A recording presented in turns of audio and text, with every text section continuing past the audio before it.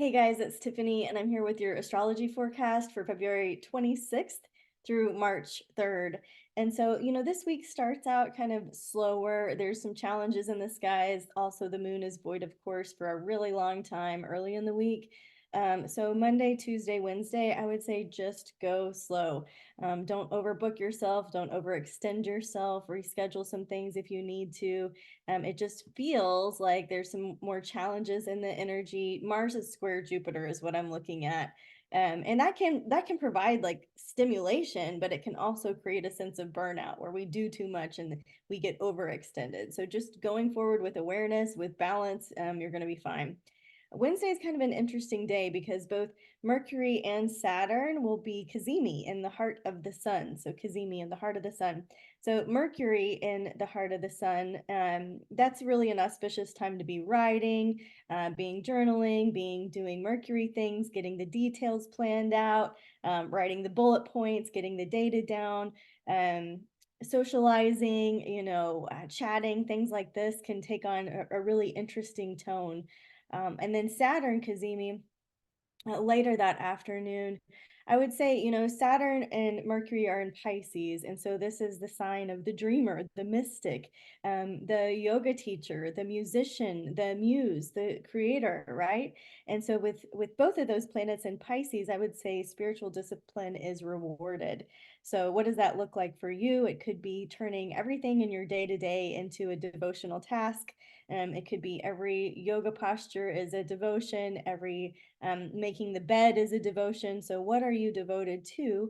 And then bringing kind of the spiritual side of life into the mundane aspect of life would be something to work with perhaps on Wednesday. And notice who shows up in your life, notice who calls, notice where the helpers are, look for the green lights. I think the energy is going to lift on Thursday. We've got Mercury in a sextile to Jupiter. Sextiles are when opportunities are available for us. There's just a little bit more flow and ease to be able to grab the opportunities.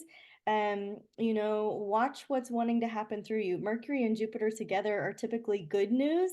And so if the week does start out a little wonky, just know that it's on an upswing.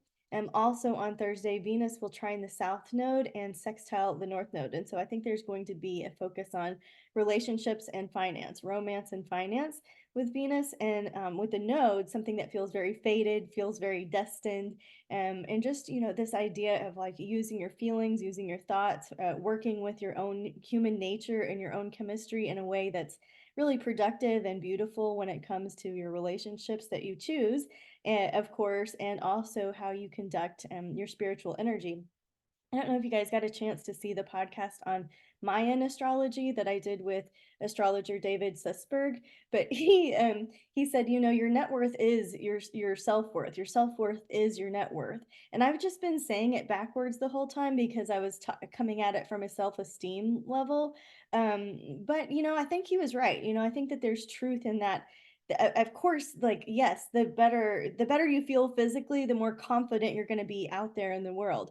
And the better you feel with your esteem, with your worth, with all of your second house stuff, your Venus stuff, of course, that's going to attract more and more abundance to you. So there's something to that of making any adjustments with your financial goals or your relationship goals, right?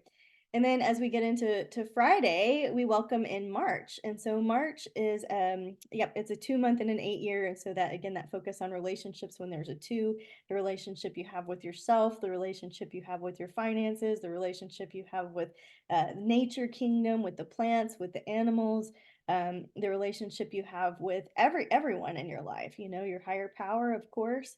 The twos help us with that reciprocity, that finding harmony and balance.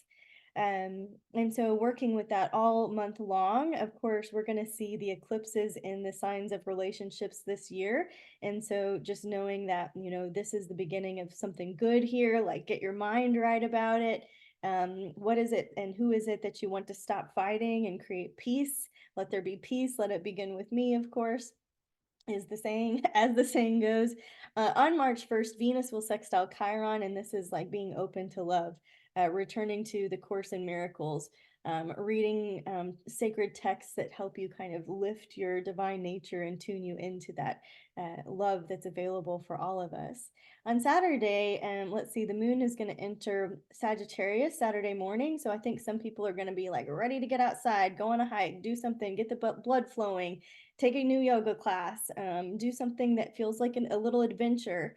In the digital astrology calendar that I offer on my website, that's what I'm looking over at. And so each time the moon changes signs with an ingress, is what it's called, I list like all these cool things that you can consider when the moon is in that sign. So yeah, the vibes of a Sagittarius moon are adventure and magic carpet rides and meditation and truth and higher education and philosophies and learning things. But there's also like this physical sporty component to Sagittarius, right? There's a personal check-in that I offer here. Is there anything I'm not being honest with myself about? And what adventures do I want to go on next? So there's crystals and herbs and diet and garden stuff all in there, and a little astrology lesson. And then at the end, it's a mantra, and it says, "What I'm seeking is also seeking me," right? Then Sunday, we've got Venus squaring Uranus. So surprises, changes in direction, something that feels a little bit unpredictable. And when things feel unpredictable and unmanageable, that's often when we get to a place of surrender, a place of real workability with our own soul's guidance. And so that could be something to consider, surrendering. What do you want to surrender? What do you want to stop fighting once again? Where are the green lights? And then last but not least, on March 3rd, we've got a last quarter moon at 13 degrees of Sagittarius. So harvest time, something that started 2.5 years ago is coming to fruition now. The Sabian symbol is a vast panorama of sand and time is unfolding.